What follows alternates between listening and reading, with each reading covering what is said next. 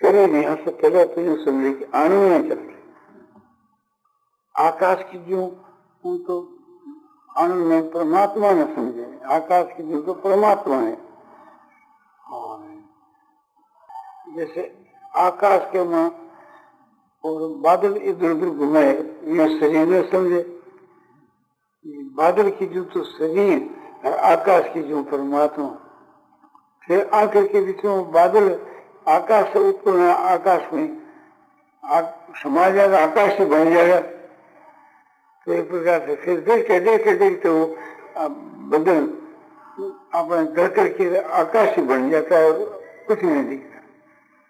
तो इसी प्रकार से शरीर है, ये अणु नहीं बन जाता है। शरीर की आकृति रहती नहीं, ये शरीर ढह जाता है, मिट जाता है, जैसे बादल ढह जाता है, मिट जाता है। इस प्रकार से शरीर की भी स्थिति हो जाती, बस एक परमात्मा ही रह जाता है। परमात्मा वास्तव में सत्य वस्तु, उसके स्वर की वस्तु है ही। जैसे आकाश के मां, आकाश के स्वर कोई वस्तु नहीं है, बादल आदि है, वह तो बड़ी हुई चीज है, वास्तव में तो आकाश ही। इस प्रकार मान लेने से वो प्रत्यक्ष आनंद उसको प्रतीत होने लगता है, वो आनंद है, वो परमात्मा का स्वरूप है। कि जब आपने दिखने लग जाता है तो वो इसकी प्राप्ति है। सबने परमात्मा को देखना।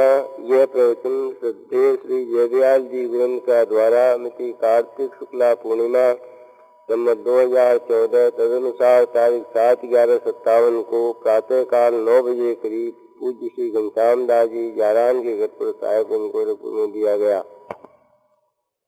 मनुष्य कोई भी काम करें तो उसका कल्याण हो सकता है। कल्याण के वहां काम प्रधान नहीं है, भाव प्रधान है। भाव यदि निष्काम हुए तो मनुष्य का कल्याण हो सकता है। पुराने जमाने के लोग संस्था का काम, धार्मिक संस्था का काम करना नहीं चाहते थे। उनकी जो मान्यता थी उसको मैं ठीक समझता हूँ अभी, और मैं संस्था के काम को करना पैसा लेकर या बिना पैसा लिए कल्याण के नाम बहुत मददगार मानता हूँ। उस संस्था के पैसों को अमृत के समान मानता हूँ, तो उसी संस्था के पैसे यदि व्यर्थ कर दिया जाए तो विष के समान। तो उन लोगों की जो पूर्वजों की नीति इस वास्ते थी कि अपने संस्था में कहीं नौकरी करें और उसका पैसा किसी प्रकार से अपने घर के वहां अनुचित या व्यर्थ पाया जाए तो बहुत खराबी पहुंची।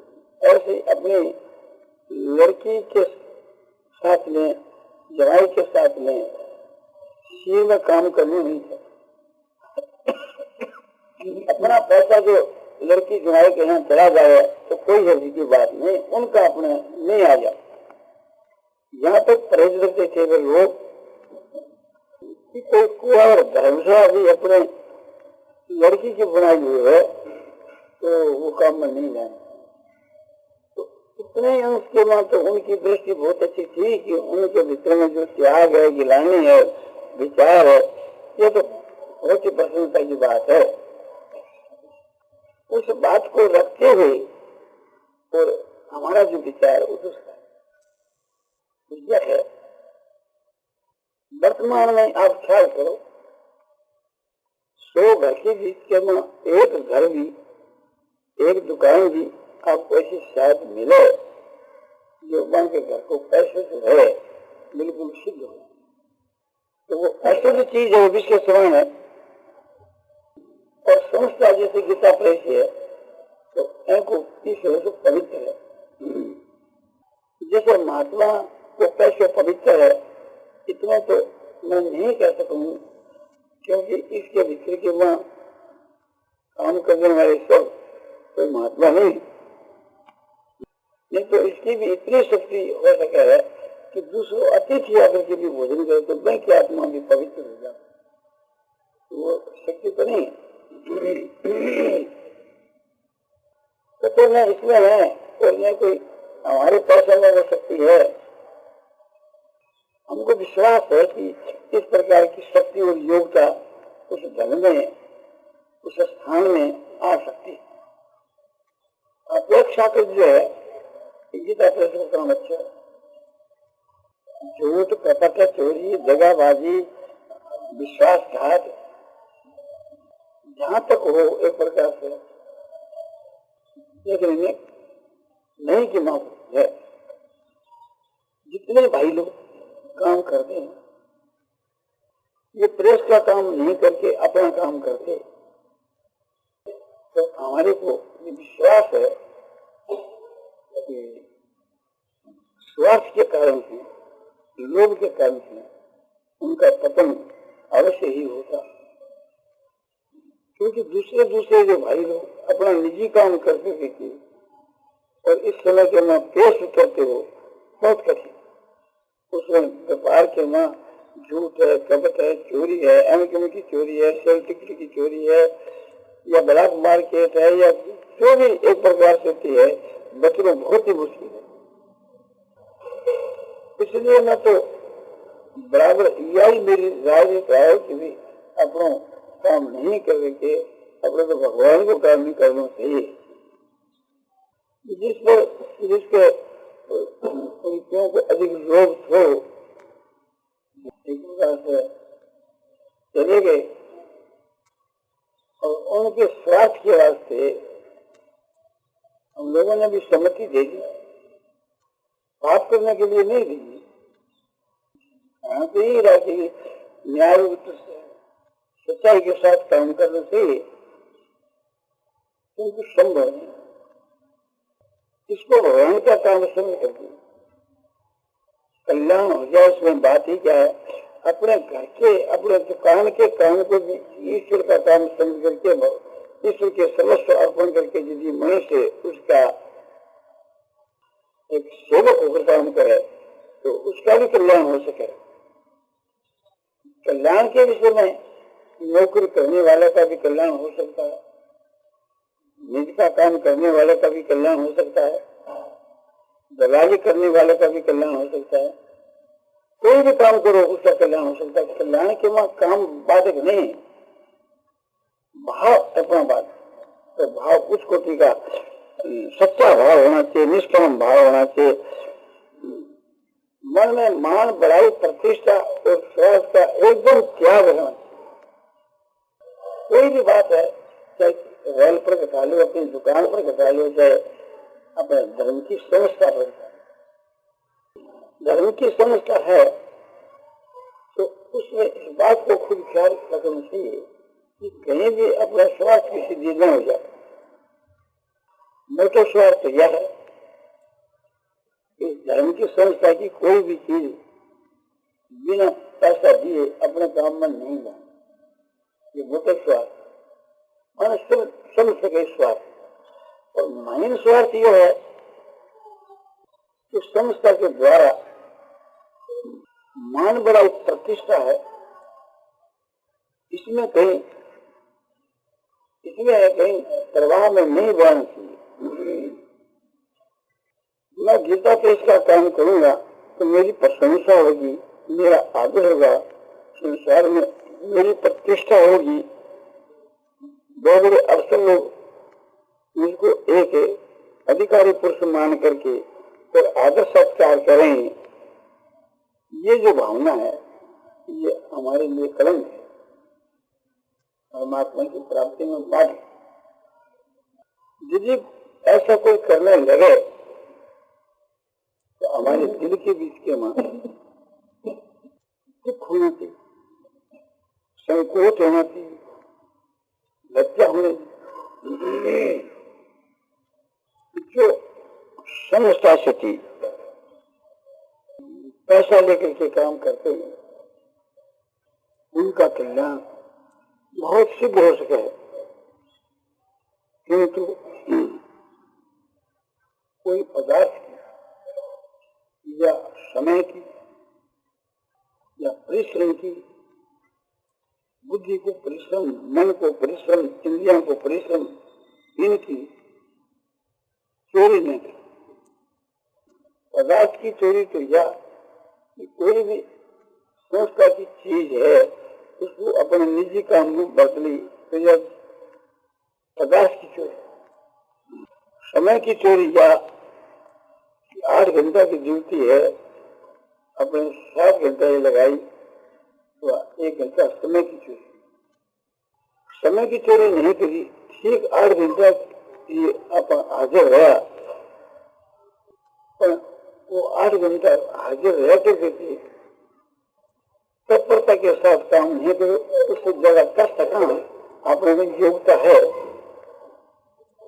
अपने शरीर को 8 घंटा बिक्री कर दिया तो एक प्रकार से उस शरीर से हम और अधिक परिश्रम कर सकते हैं, गुंजाइश है। नहीं किया तो वो एक प्रकार से शरीर के परिश्रम की चोरी की। मैंने शरीर परिश्रम कर सके अपने, नहीं किया। बुद्धि की चोरी है कि अपना में जो ईश्वर ने विवेक दिए है, ज्ञान दिए है, वह विवेक और ज्ञान के द्वारा इतने काल आप सोचा कि भाई किस प्रकार से तीस समझता की उन्नति हो सके, किस प्रकार से तीस प्रकार से ये भगवान को काम में ऐसी उन्नति हो सके। तो बुद्धि ने खूब अपन लगाओ उस काम को, लगाने की शक्ति हो तो कम लगाओ तो बुद्धि की चोरी हुई। काम हो बेपूर्वक मन नहीं लगावा तो मन की चोरी हुई। और अपना जो हाथ है, बाणी से बोलने को काम है, कानों से सुनने को काम है, हाथों से परिश्रम करने को काम है, पैरों से दौड़ धूप करने को काम है, पर वो जितना अपना कर रहे उससे ज्यादा कर सका तो उसकी वो चोरी हुई। अपने 100 रुपया मिले और दूसरी गाड़ी अपने 50 ही मिल सके तो रुपया की चोरी हुई। इसके बिल्कुल जो उल्टी बात है वो उसकी सेवा हुई। उचित जो बात है वो तो एक प्रकार से अपने कर्तव्य को पालन है। तो 8 घंटा की जगह पर 9 घंटा, 10 घंटा, 12 घंटा कोई लिमिट को दी तो उससे आपका काम कहा। उसके भीतर के वहां एवरेज विचार करके देखने से 8 का 9 पड़ जाए तो अब अधिक ही सेवा करी, ये अपना उदारता है। इसी तरह से जितने काल तक आप काम करे हैं उतने काल वहां भी कभी अपने घर के ऊपर आकर के भी देह के विचार के वहां टेम लगाई, भोजन करना, चलना, खाना पीना, सीता तो इसकी कैसे उन्नति हो ये सोचते रहे। उस बुद्धि को जो परिश्रम है और वहां पर बैठ कर परिश्रम दोनों को एवरेज मिला कर देखे एक प्रकार से अधिक मात्रा बढ़ गई तो वह सेवा नहीं बढ़ी तो कर्तव्य को पालन हो, कर्तव्य को पालन भी निष्काम भाव से करे जाए तो वह उसका कल्याण हो सके। दूसरी तरफ में अपने को 150 रुपया मिल सके तो नहीं हम सो ही लेंगे तो रुपया में क्या करें। मन जितना लगाना चाहिए उतना तो वहां लगाना ही ना, तो बाहर में आकर समझता से बाहर में आकर के भी अपने दो चीज को मनन करे हैं। ये मशीना मंगानी है, ये अपने अमुक चीज मंगानी है, कम से कम दाम में आवे, अधिक से अधिक काम देने वाली चीज है। हर एक प्रकार से और आता सोचता रहा अपने घर आकर के भी मन लगावा, बुद्धि लगावा, चलता फिरता मन बुद्धि लगावा, जब भगवान को भरते चलते फिरते हर वक्त भगवान के ध्यान में ही बस रहे। इस तरह से अपन उसी काम को मन तत्व लगाना को वह अपने विशेष फायदे की बात है। इस विषय को मैं अधिक से अधिक मन बुद्धि जितना लगाया जाए, इंद्रियां अपने लगाई जाए उतने जल्दी परमात्मा की प्राप्ति। बहुत विचार करके देखने से भाई लोग जो काम करे है प्रेस से जो परिश्रम का जो पैसा है उसमें प्रेस के तो हमें नहीं समझी जाती है, तो उसमें ऐसी बात समझी जाती है कि पैसा अधिक देता है, काम कम करता है। 100 आदमी में कोई एक आदमी या 2 आदमी इस प्रकार के हुए हैं तो उसकी तरफ हम लोग ध्यान भी नहीं देते हैं और ज्ञान भी नहीं है, तो उसको तो हम एक प्रकार से ऐसा ही समझते हैं। मानो प्राय अधिकांश के बीच के मां जितना भाई लोग पैसा लेते हैं उतना काम देते हैं, बल्कि बहुत प्रेम से काम करते हैं। अन्य जगह होते ऐसा नहीं करते, पर हम इतना में हमारे को संतोष है। हम तो ये चाहते हैं कि परेश के बीच में काम करके देखें और हम उसके ऊपर एक मेंबर हैं, पदाधिकारी हैं, तो उसको परमात्मा की प्राप्ति में विलंब क्यों हो रहा, वो हमारे कर्म है।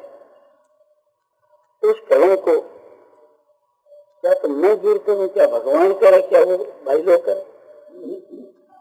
तो भगवान से तो हमें क्या चाहिए कि आप हमारे इस कर्म को दूर करो, और हमारी समझ में जो बात आती है उसका तो हम प्रयत्न करते हैं, किंतु हम इस विषय में अपनी सामर्थ्य नहीं समझते, अपनी शक्ति के बाहर की बात समझ। किसी का भी कल्याण करना, उद्धार कर देना, ये हमारी शक्ति में पहले थी, न अब। काम करने वाले जो भाई लोग हैं, वो लोग जो तत्परता से काम करते हैं, किंतु और गुंजाइश है, उस गुंजाइश से हम लाभ उठाना चाहते हैं। बिल्कुल भगवान की शरण होकर के और इसको ही अपना साधन बना लें और अपन मन से तत्परता के साथ में हम काम करें, तो इतना विलंब नहीं होना चाहिए परमात्मा की प्राप्ति में कि जो विलंब हो रहा है।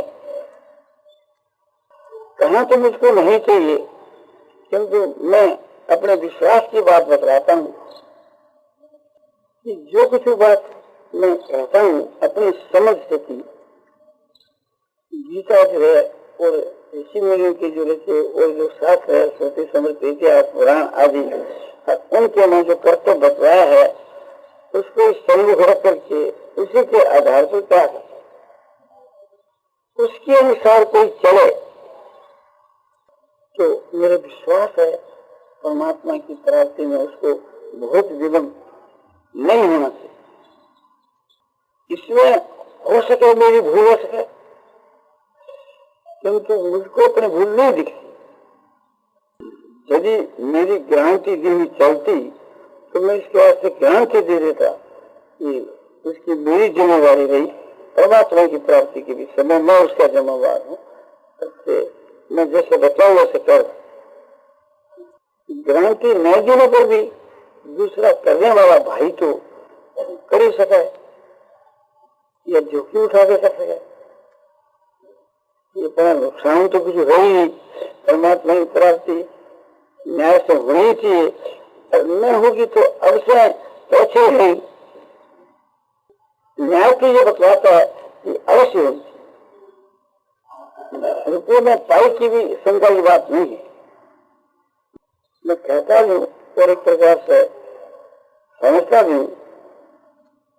मैं यदि एक प्रकार से गीता के अनुसार, शास्त्र के अनुसार यदि चलूं तो निश्चय एक प्रकार से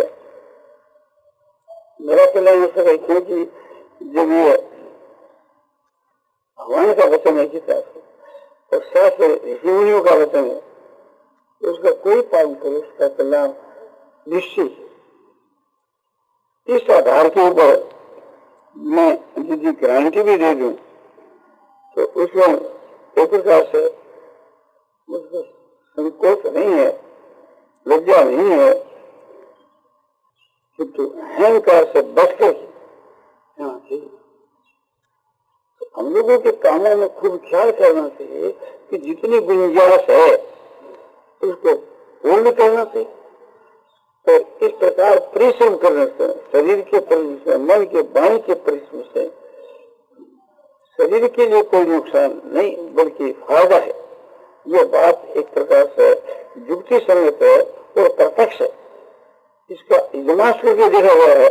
इसके बीच के बाद अपने शरीर के लिए भी कोई हानि नहीं।